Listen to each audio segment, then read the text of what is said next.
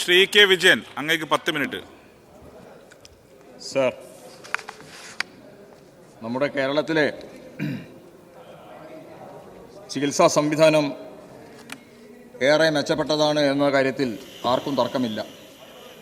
പക്ഷെ എനിക്ക് മുമ്പ് സംസാരിച്ച അംഗം ശ്രീ മാത്യു കുഴൽനാടൻ നമ്മുടെ സംസ്ഥാനത്തെ ആരോഗ്യ മേഖല ആകെ തകർന്നു തരിപ്പണമായി എന്ന രീതിയിലൊരു വിഷയം ഈ നിയമസഭയിൽ അവതരിപ്പിക്കുന്നത്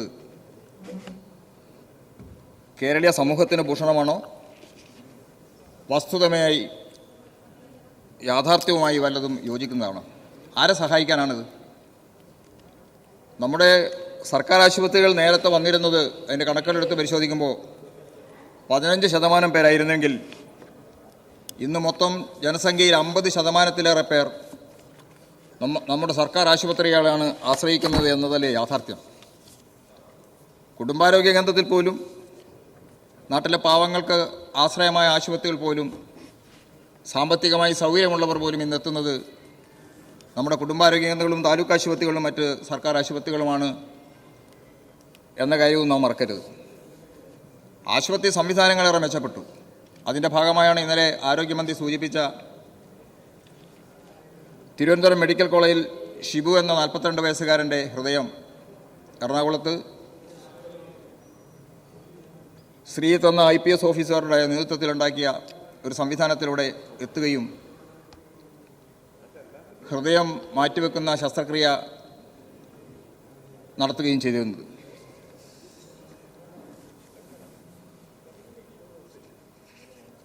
ആ രീതിയിലേക്ക് നമ്മുടെ ആശുപത്രി സംവിധാനങ്ങൾ മാറുമ്പോൾ അതിനെ ഒന്ന്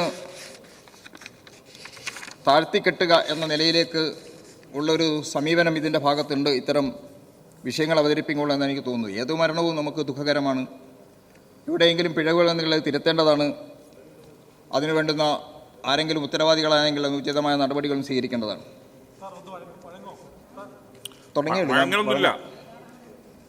നമ്മുടെ സർക്കാർ ആശുപത്രികളിൽ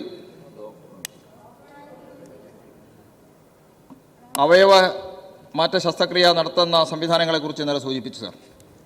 കാത്ത് ലാബുകൾ നമ്മുടെ ജനറൽ ആശുപത്രികൾ വരുന്നു. എത്ര പാവങ്ങൾക്കാണ് ഇത് ഉപകരിക്കുന്നത്? വികസിത ചൈന ആരോഗ്യരംഗത്ത് നേടിയ നേട്ടങ്ങളോടൊപ്പം കേരളം എത്തി എന്നാണ് ഏറ്റവും ഒടുവിലത്തെ പഠന റിപ്പോർട്ട് കാണിക്കുന്നത്. ഡോക്ടർ രോഗി അനുപാതം ലോകാരോഗ്യ സംഘടന പറയുന്നതിനേക്കാൾ ഉയർന്ന രീതിയിൽ പരിപാലിച്ചു പോകുവാൻ നമുക്ക് കഴിയുന്നുണ്ട് എന്നതല്ലേ യാഥാർത്ഥ്യം.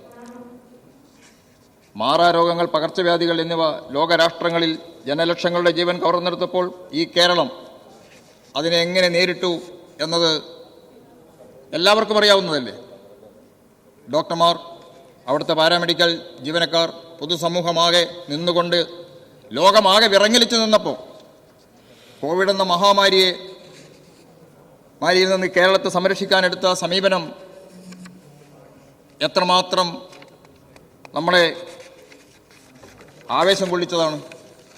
ആരും പുറത്തിറങ്ങാത്തൊരു കാലത്ത് കേന്ദ്ര ഗവൺമെൻറ് പ്ലേറ്റ് മുട്ടാൻ പറഞ്ഞ് ഒരു സാഹചര്യത്തെയാണ് അങ്ങനെയൊരു സമീപനത്തിലേക്ക് കേരളത്തെ മാറ്റിയെടുക്കാൻ നമുക്ക് നമ്മുടെ ആരോഗ്യ മേഖലയുടെ ശ്രദ്ധ കൊണ്ട് കഴിഞ്ഞിരുന്നത്.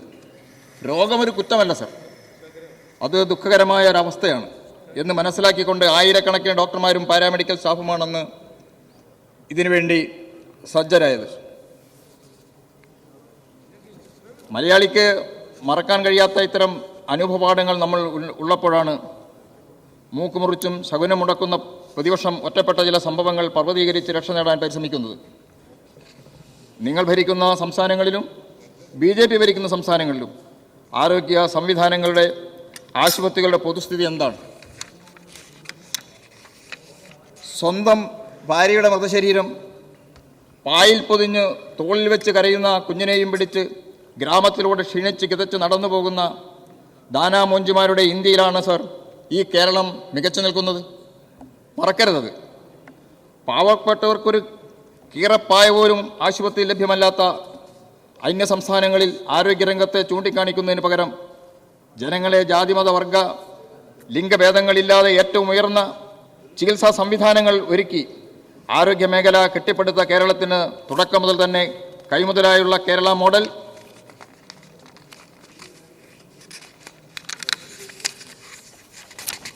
എന്ന ഭരണ സംവിധാനം മലയാളിക്കെന്നും അഭിമാനിക്കാവുന്നതാണ്.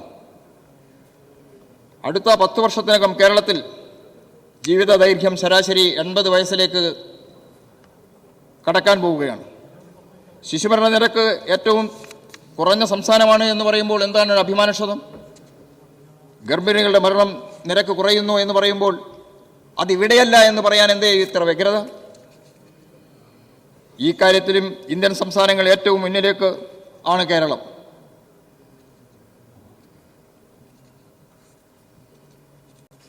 മികവുകളുടെ ഈ പട്ടിക വായിച്ച് അന്താളിച്ചു പോയ പ്രതിപക്ഷം വല്ലാത്തൊരു മാനസികാവസ്ഥയിലാണ് ഇപ്പോൾ ഉള്ളത് എന്ന് നമുക്ക് മനസ്സിലാക്കാൻ കഴിയും. അത് പ്രത്യേകിച്ച് ഞാൻ പറയേണ്ടതില്ലല്ലോ.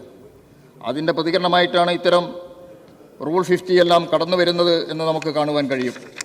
ആരോഗ്യരംഗത്ത് മികവാർന്ന പ്രവർത്തനങ്ങളുമായി മുന്നോട്ട് പോകുന്നതിൻ്റെ ഭാഗമായി നമ്മുടെ പ്രാഥമിക ആരോഗ്യ കേന്ദ്രം മുതൽ മെഡിക്കൽ കോളേജ് വരെ ഉന്നത നിലവാരം പുലർത്തുന്നു എന്ന കാര്യം നമുക്ക് ബോധ്യമുള്ളതാണ്. UDF ഭരിക്കുമ്പോൾ ആശുപത്രികൾ പൂട്ടിയിട്ട അനുഭവങ്ങളുണ്ടായി. മെഡിക്കൽ കോളേജുകൾ ബോർഡുകൾ മാത്രമായി. ഇത്തരമൊരവസ്ഥയിൽ നിന്നാണ് നമ്മുടെ കേരളത്തെ ഇങ്ങനെ മാറ്റിയെടുക്കുന്ന ശ്രമത്തിൽ വിജയിച്ച് മുന്നോട്ട് പോകുന്നത്. എല്ലാ പഞ്ചായത്തുകളിലും എടുത്ത് പരിശോധിച്ചാൽ ഇന്ന് ആശുപത്രി സംവിധാനങ്ങൾ എത്രമാത്രം മെച്ചപ്പെട്ടു. താലൂക്ക് ആശുപത്രികൾ, ജില്ലാ ആശുപത്രികൾ, മെഡിക്കൽ കോളേജ് ലോകത്തിന് മാതൃകയായ പ്രവർത്തനം നടത്തി. അതിൻ്റെ ഭാഗമായാണ് ഇത്തരം പകർച്ചവ്യാധികളെ എല്ലാം തടയുന്ന തരത്തിലേക്ക് മാറാനും ഉള്ള സംവിധാനങ്ങളും അതിനനുസൃതമായ മാറ്റങ്ങൾ വരുത്താനും കഴിഞ്ഞത്. ഡോക്ടർ നേരത്തെ ചോദിച്ചുകൊണ്ട് ഡോക്ടർ സർ, നേരത്തെ വേണുവിൻ്റെ മരണത്തെക്കുറിച്ച് നമ്മളിവിടെ ചർച്ചയുണ്ടായി. ശ്രീ വേണു ചവറ മണ്ഡലത്തിലെ പന്മന പഞ്ചായത്തിൽ പന്മന മനയിൽ വാർഡിലാണ് ജീവിച്ചിരുന്നത്. അദ്ദേഹത്തിൻ്റെ മരണത്തെ തുടർന്ന് ഞാൻ ഫേസ്ബുക്കിലൊരു കുറിപ്പിടുകയുണ്ടായി. ആ കുറിപ്പിനകത്ത് വിശദമായിട്ടും വേണുവിൻ്റെ മരണത്തെ തുടർന്നുണ്ടായ അനാസ്ഥകൾ ഉണ്ടായിട്ടുണ്ടെങ്കിൽ അത് പൂർണ്ണമായിട്ടും പരിശോധിക്കേണ്ടതും കുറ്റക്കാരായവരെ സമൂഹത്തിന് മുന്നിൽ കൊണ്ടുവരികയും ചെയ്യേണ്ടതും മാതൃകാപരമായി ശിക്ഷിക്കേണ്ടതുമാണെന്നാണ് ഫേസ്ബുക്കിൽ പോസ്റ്റ് ഇട്ടിരിക്കുന്നത്. അതിനോടൊപ്പം ഞാൻ സന്ദർഭവശാൽ മെഡിക്കൽ കോളേജ് അധികൃതർ എന്താണ് പറഞ്ഞിരിക്കുന്നതെന്ന് വ്യക്തമാക്കിയിരുന്നു. അത് ഗവൺമെൻറ് പറഞ്ഞെന്നോ അല്ലെങ്കിൽ ഡിപ്പാർട്ട്മെൻറ്റ് വകുപ്പ് പറഞ്ഞെന്നോ അല്ലെങ്കിൽ എൻ്റേതായിട്ടുള്ള അഭിപ്രായമായിട്ടോ അല്ല രേഖപ്പെടുത്തിയിരിക്കുന്നത്. മെഡിക്കൽ കോളേജ് അധികൃതർ ഇന്ന കാരണങ്ങൾ കൊണ്ടാണ് ആൻജിയോഗ്രാം ചെയ്യാതിരുന്നത് എന്നാണ് പറഞ്ഞിരിക്കുന്നത്. ഇവിടെ വേണു അവിടെ അഡ്മിറ്റായത് 5 ദിവസം അഡ്മിറ്റായി. ഈ 5 ദിവസവും അവിടെ ഓരോ ദിവസവും ഏതാണ്ട് 16 മുതൽ 20-30ഓളം ആൻജിയോഗ്രാം, ഇലക്റ്റീവ് ആൻജിയോഗ്രാം, ആൻജിയോപ്ലാസ്റ്റി ചെയ്തിട്ടുണ്ട്. എന്തുകൊണ്ട് വേണുവിനെ ആൻജിയോപ്ലാസ്റ്റി ചെയ്തില്ല? ഇതാണല്ലോ നമ്മുടെ സമൂഹത്തിന് മുമ്പിലുള്ള ചോദ്യം. അതല്ലെന്നുണ്ടെങ്കിൽ എമർജൻസി ആയിട്ട് ജില്ലാ ആശുപത്രിയിൽ കൊണ്ടുവന്നപ്പോൾ എന്തുകൊണ്ട് അവിടെ ത്രോംബലൈസ് ചെയ്തില്ല? അവിടെ സാഹചര്യം ഉണ്ടായിരുന്നോ ഇല്ലായിരുന്നോ? ഇതല്ലേ ചോദ്യം. അപ്പോൾ ഈ ഗവൺമെൻറ്റിൻ്റെ മുമ്പിൽ വന്നിട്ടുള്ള ഈ അന്വേഷണ റിപ്പോർട്ടിൽ ഇതൊന്നും വ്യക്തമല്ല, അവ്യക്തമായിരിക്കുകയാണ്. അതുകൊണ്ട് തന്നെ ഗവൺമെൻറ് വീണ്ടും അന്വേഷണത്തിനായിട്ട് വീണ്ടും അന്വേഷണം പ്രഖ്യാപിച്ചിരിക്കുകയാണെന്ന് മനസ്സിലാക്കുന്നത്. ഈ മരണം കഴിഞ്ഞതിന് ശേഷം ഏതാണ്ട് 10ഓളം അതിലേറെ തവണ ബഹുമാനപ്പെട്ട വകുപ്പ് മന്ത്രിയുമായിട്ടും മുഖ്യമന്ത്രിയുടെ ഓഫീസുമായിട്ടും അതുപോലെ ബന്ധപ്പെട്ട സൂപ്രണ്ടുമായിട്ടും DMEയുമായിട്ടും ഒക്കെ നിരവധി തവണ സംസാരിച്ചിട്ടുണ്ട്.